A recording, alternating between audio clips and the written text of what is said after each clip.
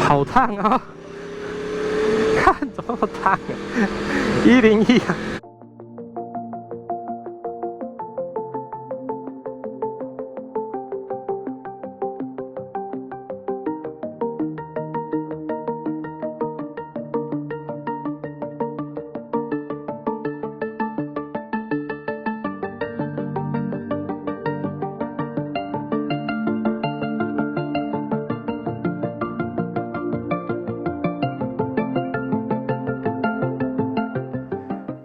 嗨，大家好，我是阿用。今天我们要跟大家试驾的这一台是2023年的 Aprilia RSV4 1100 STD 版本。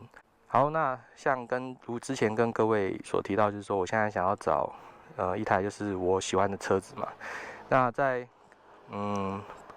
不同的车子里面，它其实有分很多的类型。那我指的是除了街车跟防晒之外，那我讲的是说引擎的类型。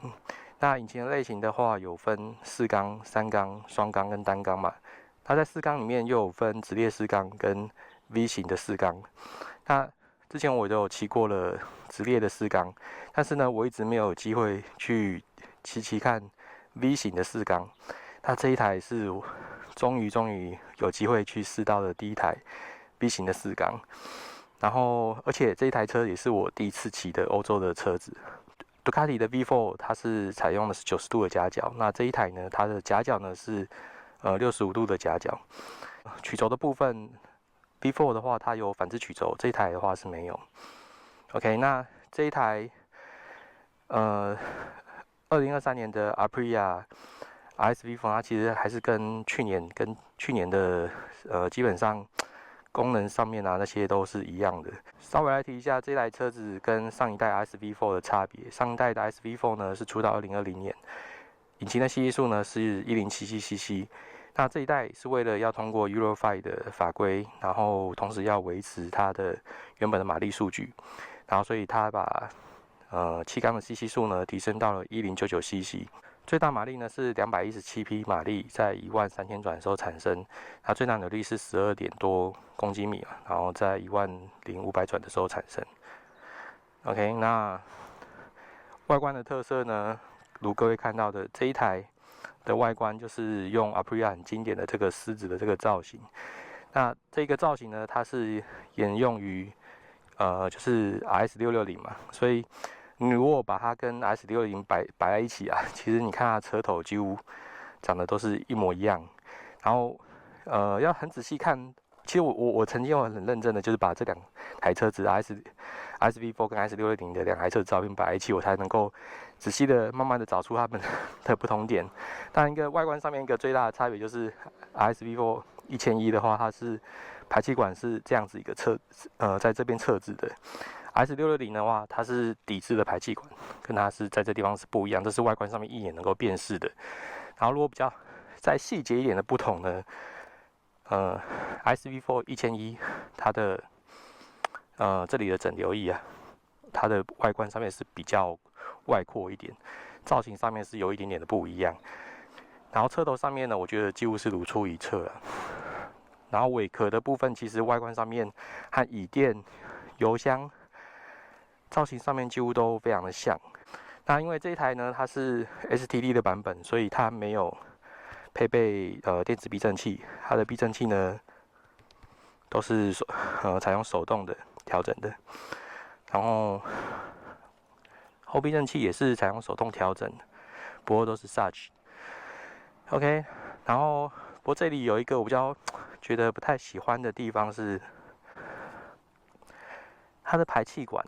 然后就直接就是在跟它的后避震器它是采用平行的。然后我想说这样子排气管的热源不是会直接热辐射给后避震器嘛，这样不会影响到避震器的阻尼嘛？这一点是让我觉得有点concern的这个地方。然后它还有一个很特别的是，它这一代跟上一代的 RSV4 1100呢，它这一代改成的是下三角台的后摇臂。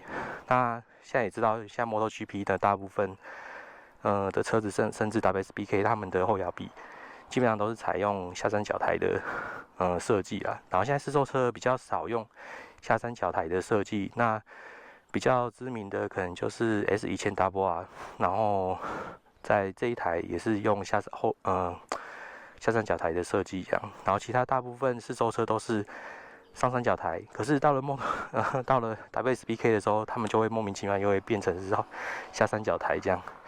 前面这个刹车系统呢，应该卡钳是 Steima 的 Brembo 的卡钳。然后这一台车子还有一个比其他的试售车还比较不一样的一个地方是说，它的车架的配置呢是可以做微调的，就是它可以允许说你的引擎在你的车架里面可以做微调位置，还有你的后摇臂啊，它都有做预设，可以让你去做微调的空间。然后还有你的前面的这个转向的部分啊，它也可以做一些微调的一些调整。这个是跟其他试售车的车架比较没有的一个新的一个特殊功能，这样。再我们来看一下它的界面。然后第一撞这台车子的感觉就是，哇，这台车子的控制按钮真的是有够多的。然后在这边是它的启动键嘛，然后这里可以控制它的头灯的开关。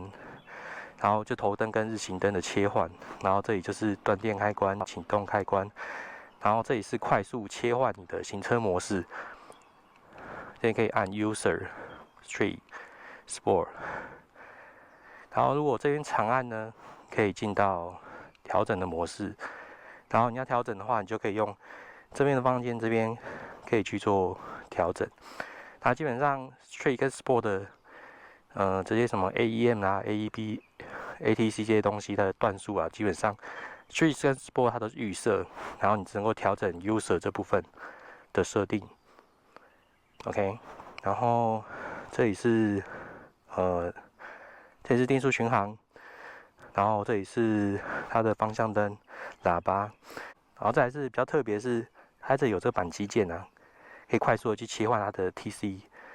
这是我觉得它完全就是赛道设定的一个很热血的一个功能，因为一般来说这样子你要进去调 TC， 你可能还要再进到选单里面去做调整。那这个直接可以让你在一边在骑赛道的时候，你就可以一边在路上就可以直接做你的 TC 的调整。好，那我们来听一下发动的声音好了。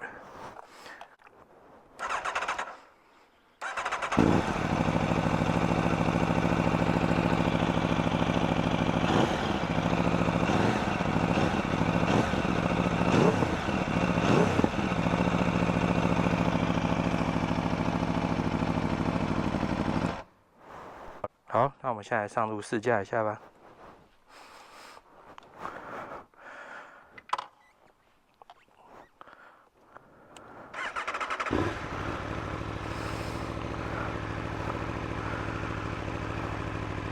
那我现在试一下 Street 的动力应该比较弱的模式。那我们试一下在低速的时候绕行的感觉怎么样？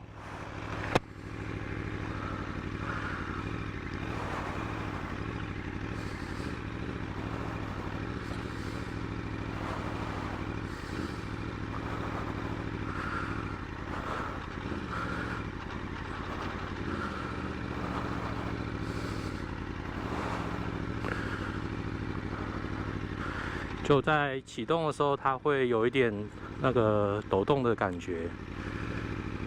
OK， 到外面去试应该会比较清楚一点。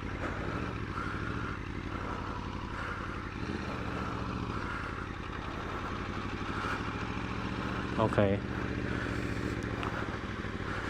那我现在完全把油门放掉，然后这时候完全让它的怠速这边去引导车子行动，然后你会觉得车子的这边会有一些抖动、震动的感觉。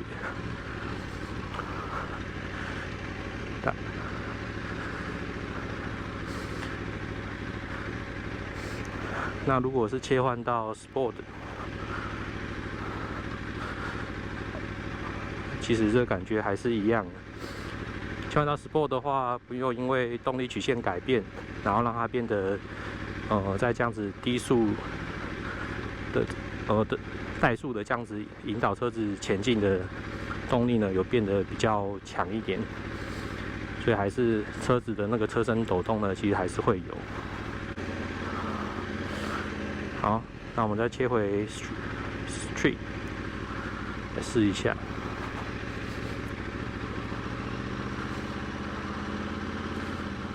其实你坐上车子后，你会觉得第一个是，它的座位的高度啊，明显比10R还要高很多。然后坐起来感觉高度跟 R1是差不多高的。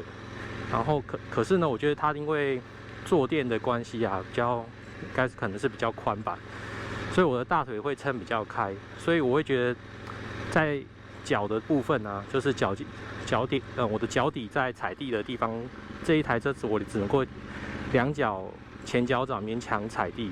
那我身高是180公分，那我在骑R1的时候，我的后脚跟啊还能够有机会勉强的快贴到地的感觉，对。然后10R的话是完全平贴是没有问题。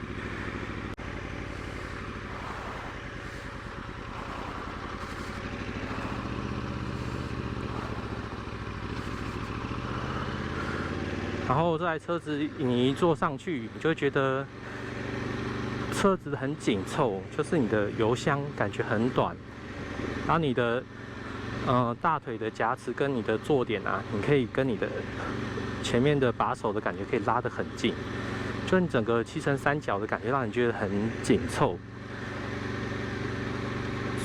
讲白一点就是说，它骑起来感觉不太像是公升级的那种 size 的感觉，就有点像是600级距的那种尺寸。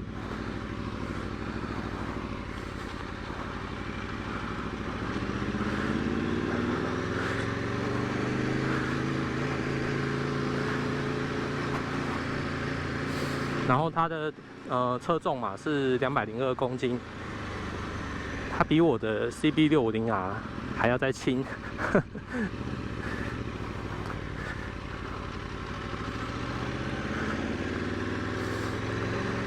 我们来试，然后引擎的声浪的声音的感觉啊，真的是非常非常的特别哦。这是我以前从来没有听过的那种感觉，那个声音的节奏是完全跟直列4缸的引擎是完全不一样的。哇，这个声音真的是超特别的，超好听的。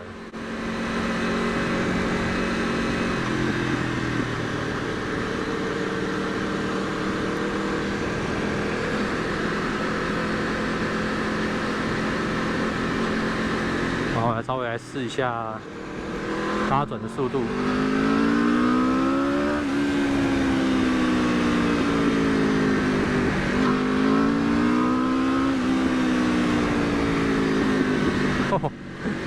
其实 Street Mode 就已经是非常的猛了，我还不敢往上再拉到10000转，它最大扭力在10500转嘛。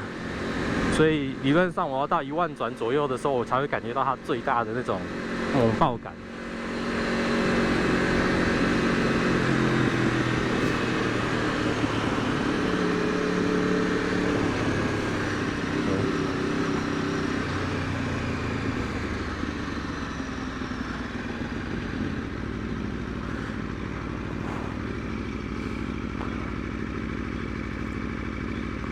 好，我们再来试试 Sport Mode。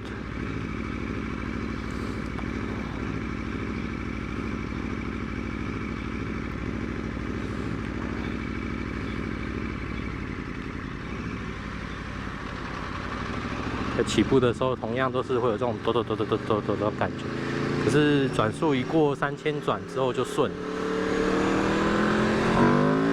哦！我刚刚我的前轮已经离地了一下，我觉得我油门大概只有开30%，刚刚突然前轮这样往前抬了一下，哇塞，这 Sport Mode 的加速感更猛了，完全不一样。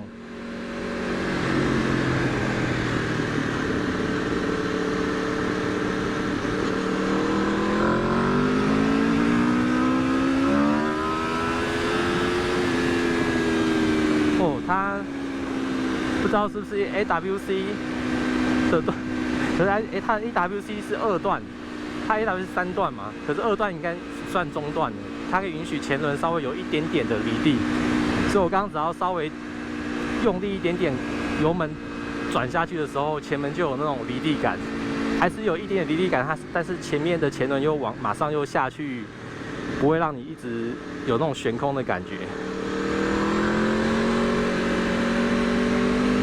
哦，真的是非常非常的刺激啊！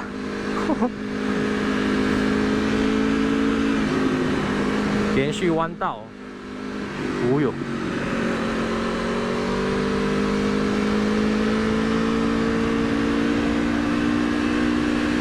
真的好灵巧啊！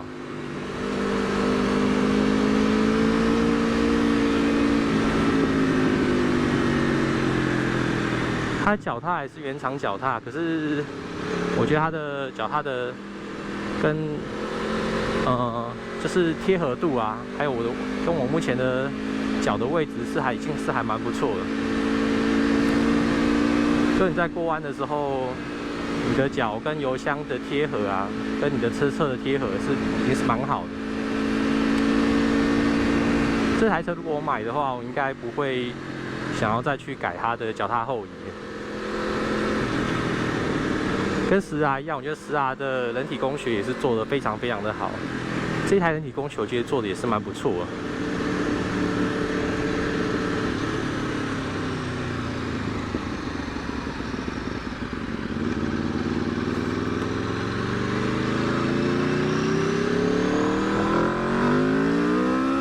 哇，加速好快哦！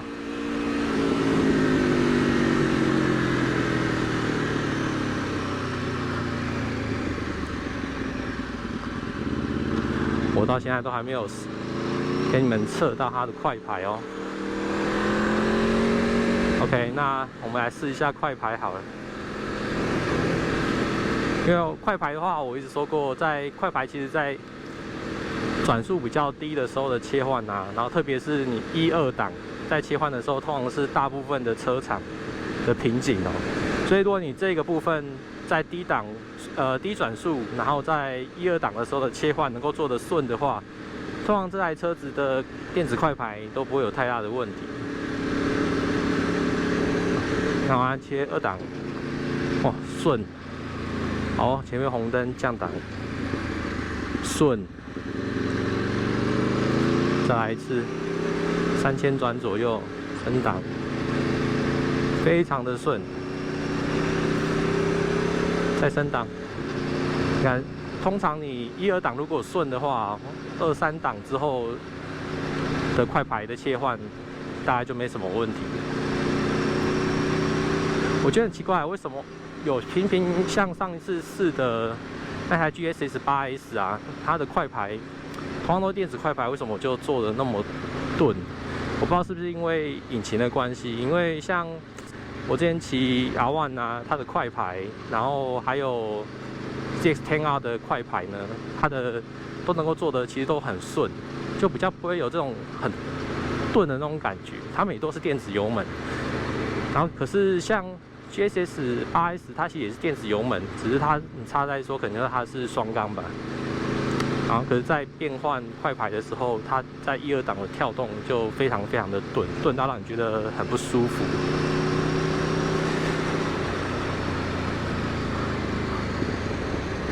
看哇，降档，看非常非常的顺，而且那个踩踏的感觉啊，刚刚好，不会让你觉得好像压了无感，然后那个阻尼的那个感觉啊，真的是非常非常的舒服啊。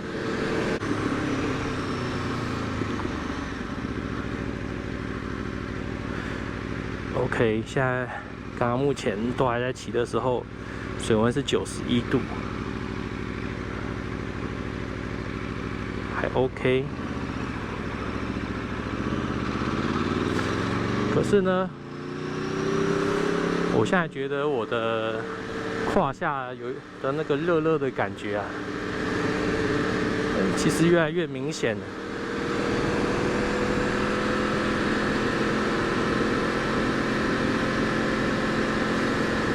因为这种 V 缸的车子的一个缺点就是它刚好你一个缸头就在你的屁股下面，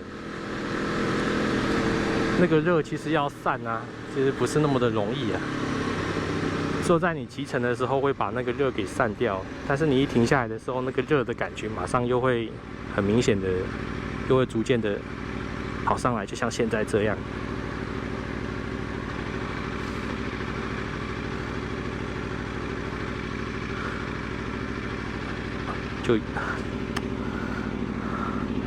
就在这一块真的非常的热。然后在这次还有一个很特别的地方是它的 frame 的部分，车架它是用银色的。现在好像蛮少车厂会把车架做成是银色的，因为老实说，这种银色的感觉是还蛮有复古感的。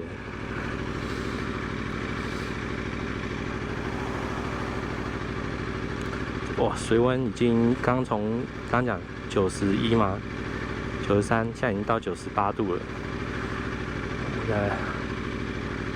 哦，99了，99了。哦，100了，100了。呼，好烫啊！看怎么烫啊！101啊！我骑 ZX-10R 的时候，从来没有看它的水温表超过100度的。啊，降下来，101降下来，降到100度了。哇，这样风吹之后，腿张开一下就会觉得好多了。骑这台车子就更是告诉你说，你不能够停下来啊！你要是停下来的话，就会烫死你。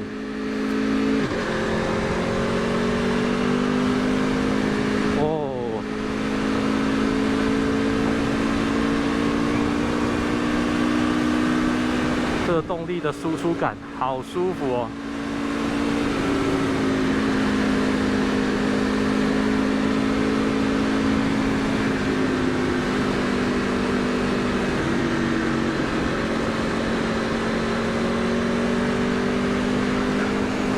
刹车的手感，我觉得就没什么好评论，因为它的基本上这个刹车系统啊，跟 ZX-10R 没有太大的差别啦。差别在说，它的卡钳是用 Steinmar 的，然后 ZX-10R 是 M50的，然后基本上总磅应该也是同样型号的吧。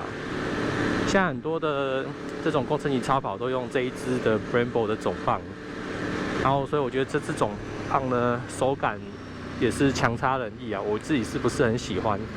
然后如果是我会想要把它改成是 RCA 19cc 嘛。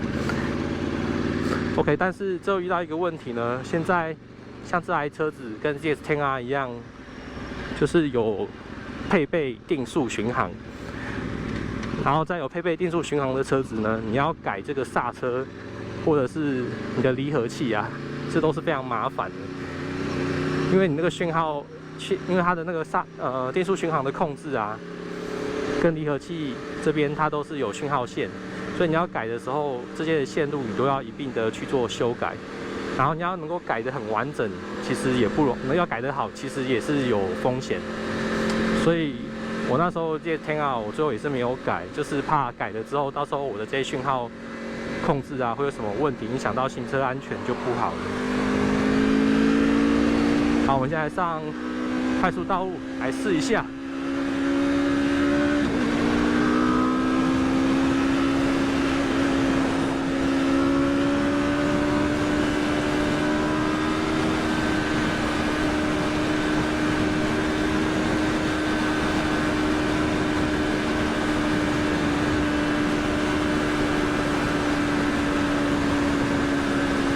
这高速的稳定性哦，非常的不错。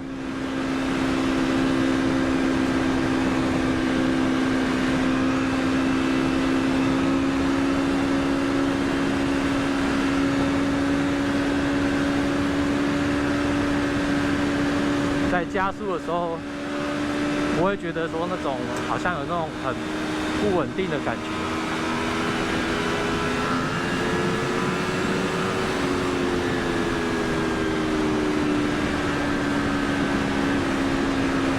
个悬吊啊，我现在还突然发现这个悬吊，其实我完全没有根据我的需求做调整。可是我在悬吊现在在过这些很烂的这个西滨的这个坑洞，我觉得好像都非常非常的平顺，不会让我觉得很明显的不舒服的这种跳动。你看，就好像这样子过去之后，底盘好像就有吸住的感觉。这悬吊系统真的蛮不错的。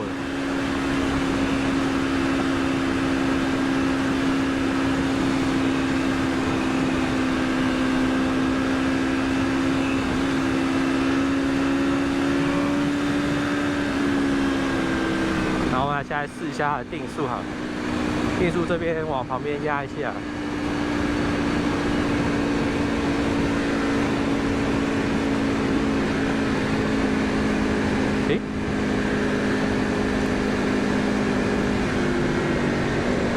为什么定速不能用？奇怪，不知道为什么它的定速巡航按的没有效果。那我们稍微试一下高转速的切换，它的快排好了。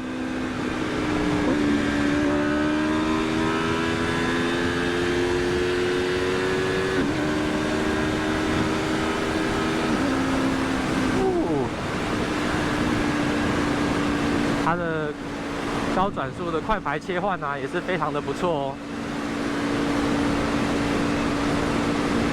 而且它的那个切换的那个进档的那个感觉啊，那种有一种瞬间切进去的那种感觉，哦，这蛮热血的。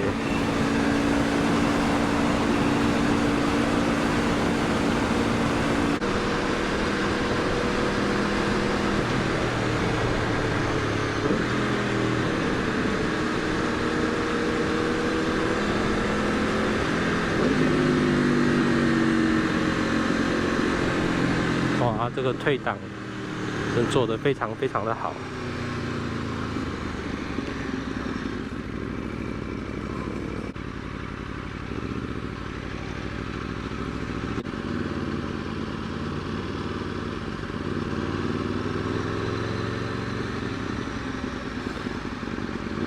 像这种低速啊，在这种小小的蜿蜒小路，其实也都还 OK 啊。好，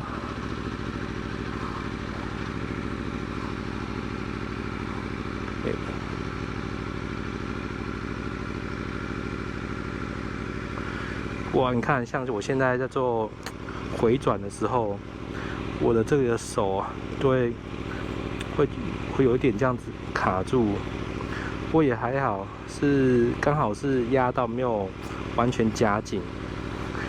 好，但是我这边如果在握啊，你看，如果握的在这里的话，我的手指头会碰到这个地方。对，这也是我骑了之后在低速回转才发现有这样的情况。刚刚可能我握的地方并没有很妥，很适合啦。但是我以前用同样的方式在骑其他车子的时候，很少会有手指干涉到这里，或者是这里的情况。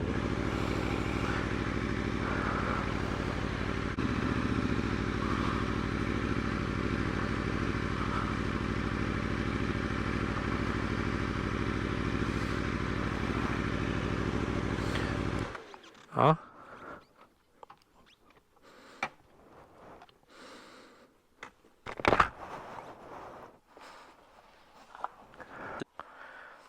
OK， 像刚刚这样体验完，就是在一般就是市区的时候嘛，或者是在高速的时候，这台车子的骑乘的感觉。然后我来总结一下这台车子我觉得优缺点好了。先讲优点，然后它的优点当然就是这边油门啊，就是在线性的这个地方，在输出的地方非常非常的好。然后它的悬吊，我觉得也是非常非常的稳。车架的刚性，刚刚在经过那些坑洞的时候，车体的刚性也是非常非常的优异。然后声浪真的是不用讲，声浪真的超好听的。这个 V 型4缸的这个声浪真的是前所未有，就应该对我来说，因为我第一次骑，所以我第一次听到这样子的鼓动感，所以让我觉得非常非常惊艳。然后变速箱，哇，这个换挡的这个顺畅度啊，真的是也是一样，是跟 DX10R 一样是无可话说，非常非常的顺。进档快排也好，退档快排，进退档就是都是非常非常的顺畅。好，然后功能上面呢，当然它有琳琅满目的功能啊，就是在符合你在赛道这边使用的需求啦，就是你喜欢不同的模式或者怎么样，这地方都是你可以自己去做调整。然后，而且它的动力呢，真的是非常非常的猛。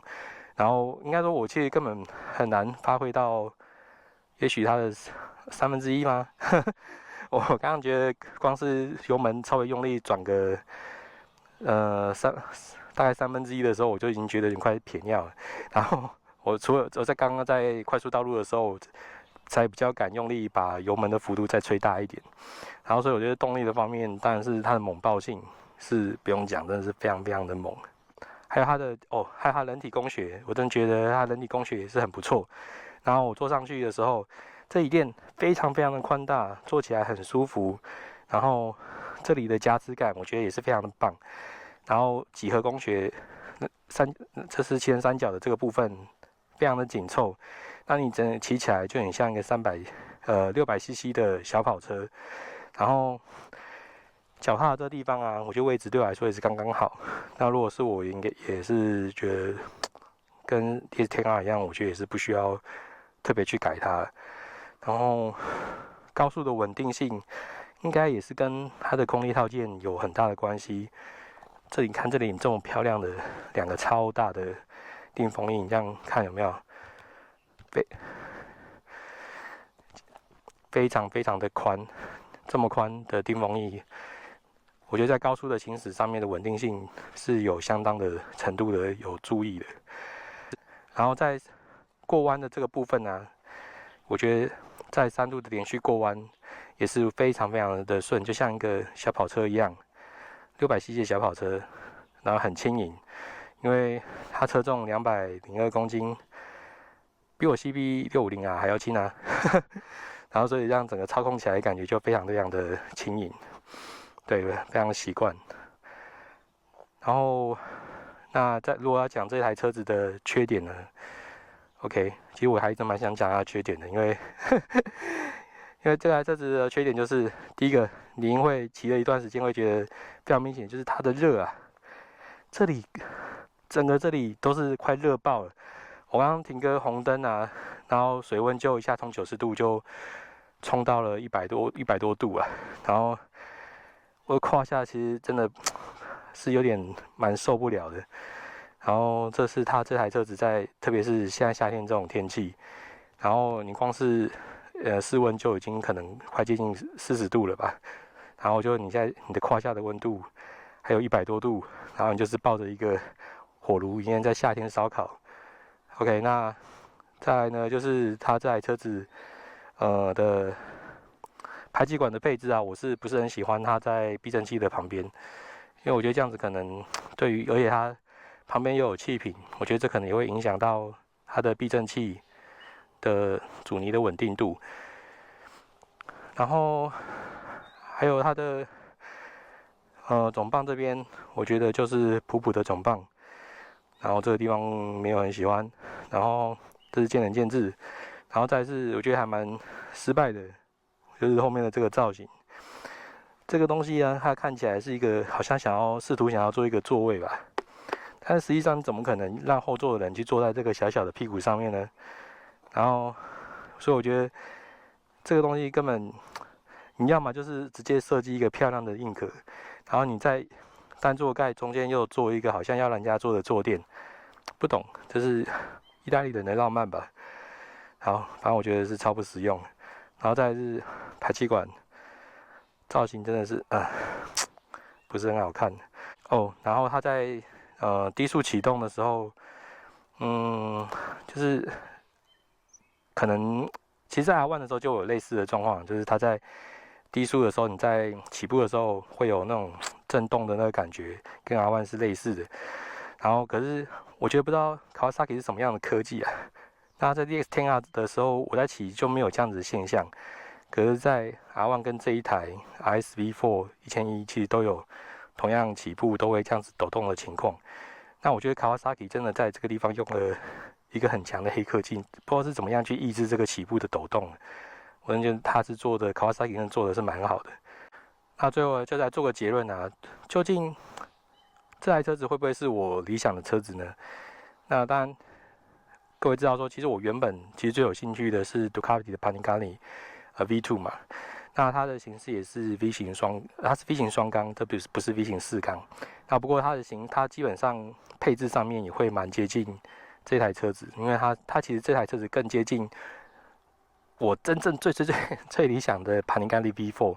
然后可是当然还有你要考量的，除了车子整个规格之外，你当然是还有预算的考量啦。